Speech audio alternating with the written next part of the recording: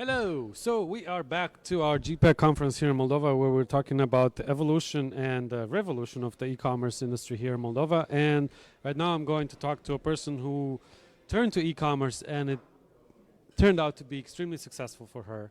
She's a famous fashion creator here in Moldova, Julia Allert.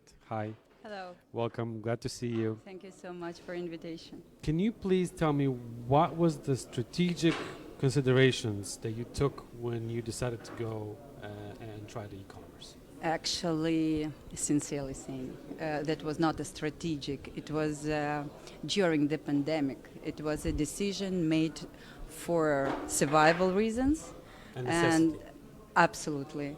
We closed our eyes and started to do it. So it was not a sincerely saying, a strategic decision.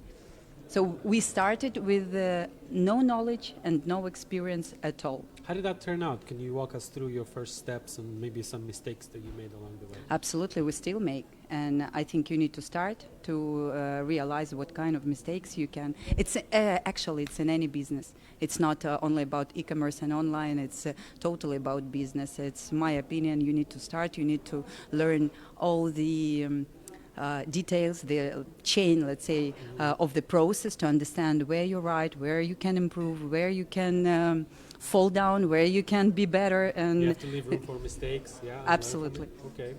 So I know now you sell in multiple countries. Absolutely. Yeah. And you have a profit from it, right? Yep. When you approach a new market, what is your approach to it?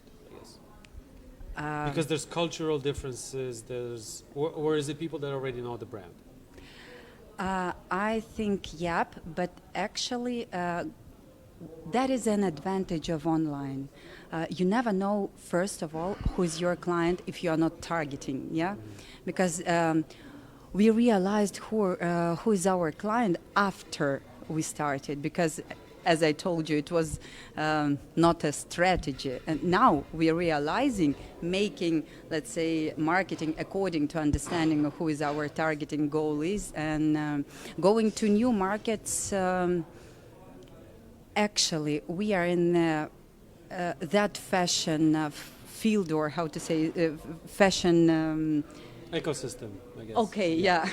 It's a fancy word now. Where you can, I think in each country you can find your clients. And actually, as I always say, this world is 8 billion people. Everywhere are your people.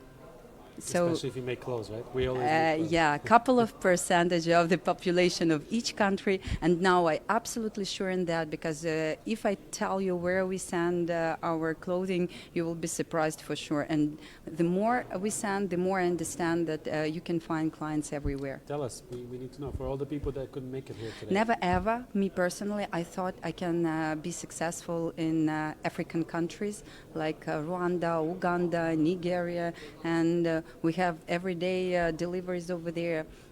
Southern America, like Argentina, Colombia, Mexico, Japan, Tasmanian Islands, Kuwait, GCC countries. So actually, sincerely saying, the world is yours. Just be more widely thinking person. For those asking themselves, what platforms do you use, or what's your sales process? How does it work exactly?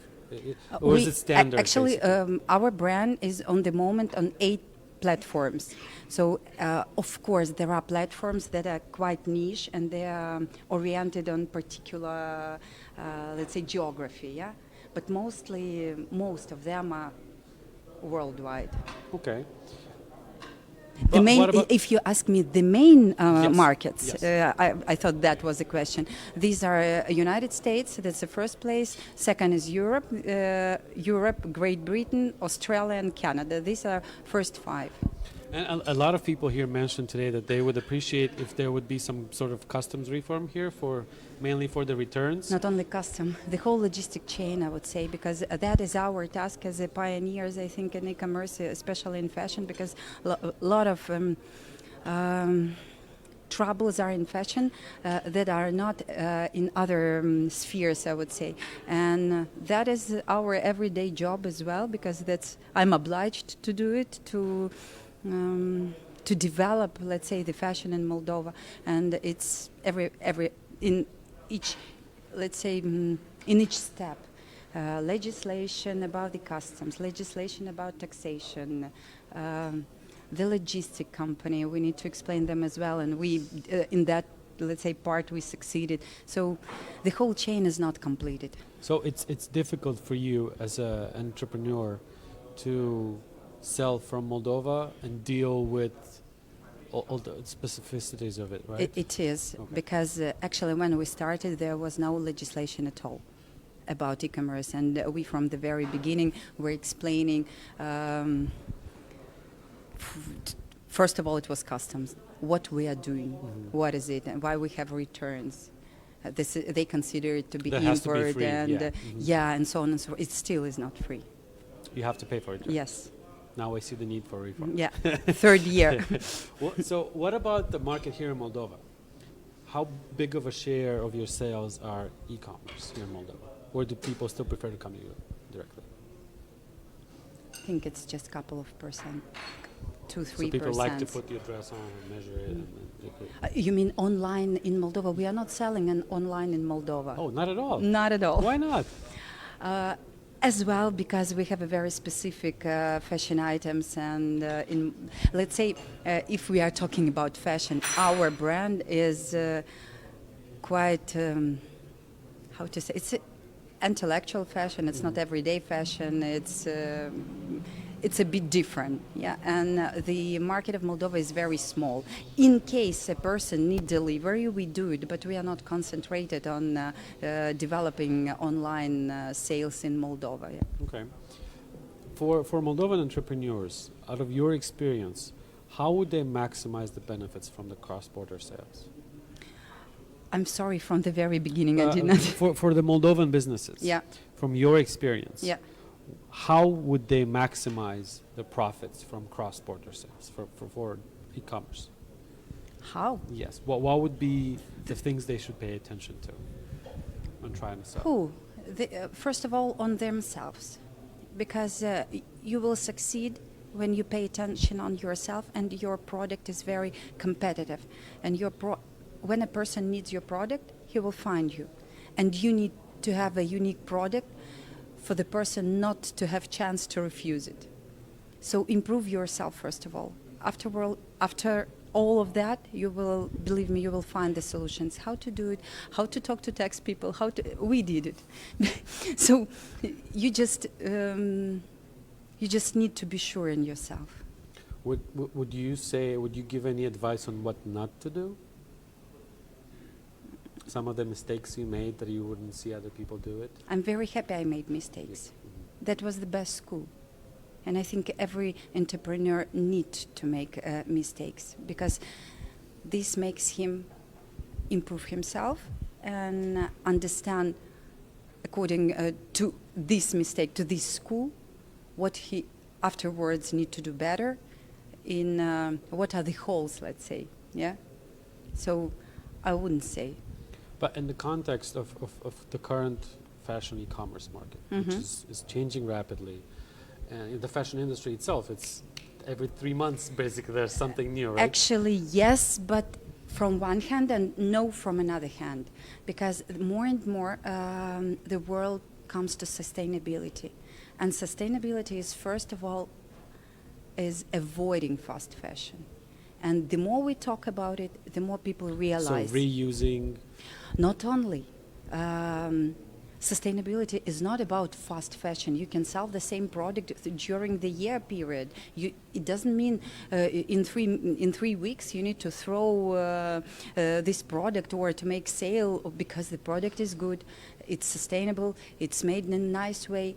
So the same black T-shirt can be fashionable in 2 years as well. Yeah. So this is what sustainability means as well.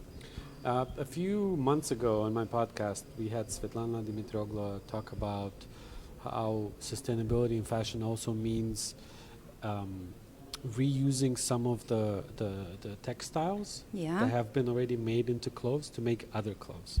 Do you practice that, or do you think that is the future of fashion? not the it's one of the solutions for sustainability as well. The biggest problem on the moment as well is what to make with leftovers from the cut, and this is another solution. So my big pleasure is to find the solutions for all the tasks we have about sustainability, and we do it, and we scream, we yell about it, we discuss, we explain people, because most of the people are not thinking about it. They don't know even that apparel business is the second sphere that is polluting the world.